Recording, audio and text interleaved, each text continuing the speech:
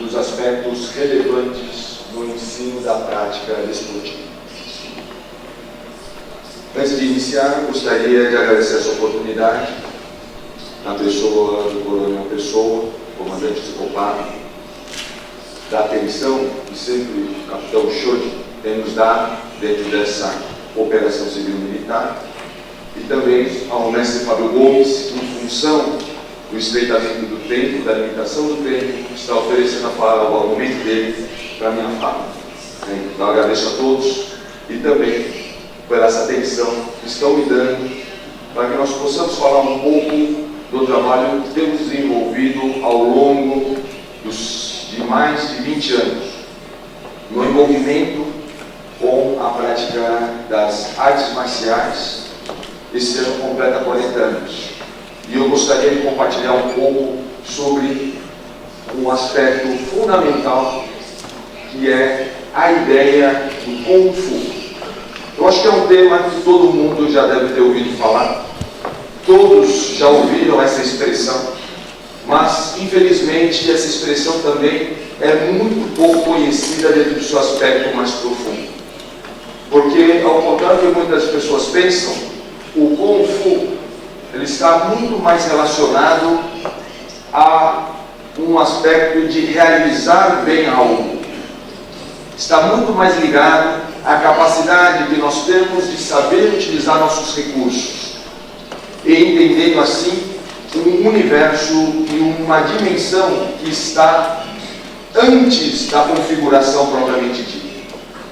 Eu gostaria de dizer que quando eu falo de um projeto social, quando eu falo de uma atuação configurada, onde o meu foco é o desenvolvimento humano, o desenvolvimento das pessoas, antes de eu me atentar a isso, eu preciso atentar a quem estará preparando essas pessoas.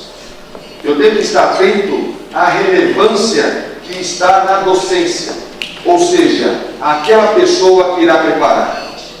Sempre pensamos o quê? Na carência da população, sempre pensamos na necessidade daqueles que estão precisando, mas esquecemos de como nós estamos despreparados para auxiliar os despreparados. Eu acho que esse é um ponto crucial da minha fala de hoje, e isso tem muito a ver com esse termo Kung Fu, porque Kung significa exatamente trabalhar os recursos, e Fu, homem sábio.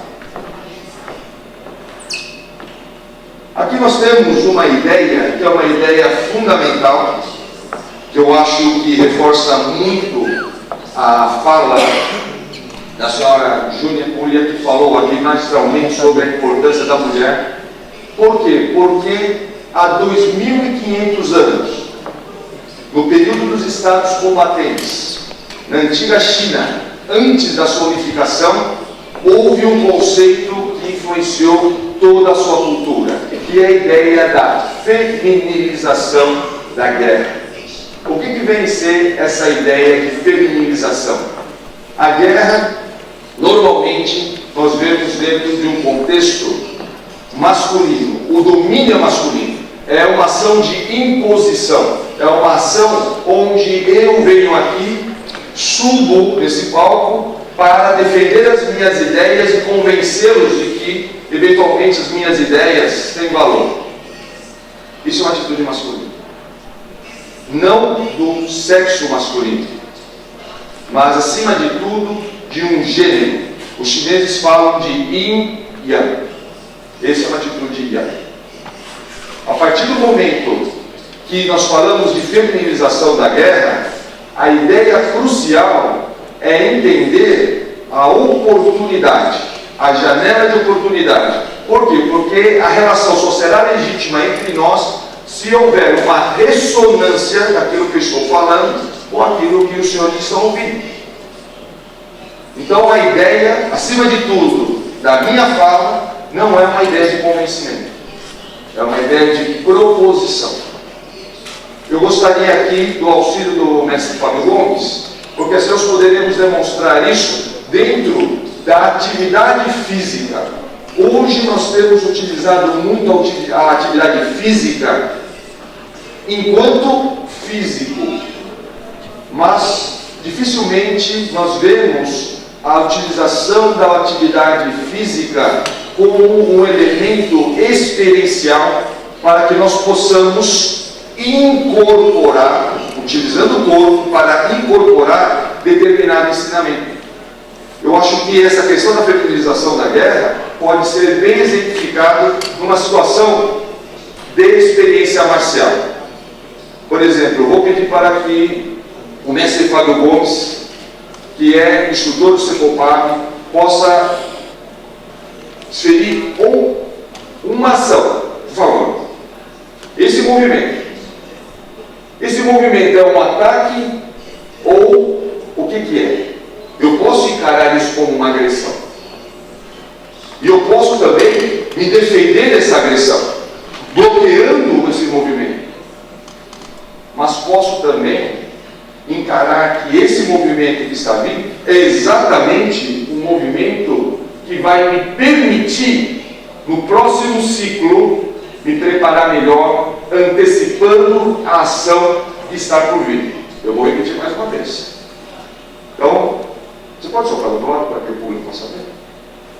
Então veja, eu posso bloquear o movimento, ou eu posso assimilar esse movimento e a partir daqui ter uma oportunidade que foi me dada através do respeito à mão do mestre. Observe, quando ele golpeou, pode golpear também, né? Esse golpe está indo na minha direção. Primeira coisa importante é eu sair desse movimento. Quando eu saio desse movimento, o mais importante é por que ele iria parar. Ele irá parar porque o próximo movimento não irá me alcançar, mas o meu movimento irá alcançá-lo. Então, uma coisa muito importante dentro dessa ação, mais uma vez, por favor, né?